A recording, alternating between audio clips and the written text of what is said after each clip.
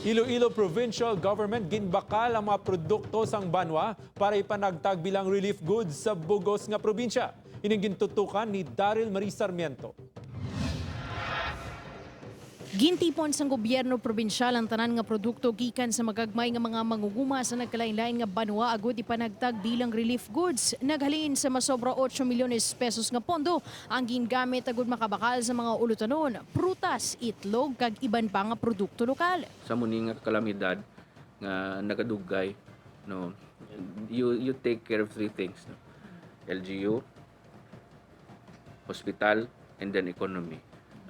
Dapat ang ekonomiya naton sustiniro naton. Umpisa sa bunga adlaw iga panagtag sa bugos nga probinsya ang nasambit nga mga produkto bilang kabahin sang ayuda sa gobyerno probinsyal sa mga pumuluyo. We collect them there. Kada banwa, no, based on its size, may allocation na siya. So idulong nato na dito sa ila. That's what we will do. And besides, that's better than processed food.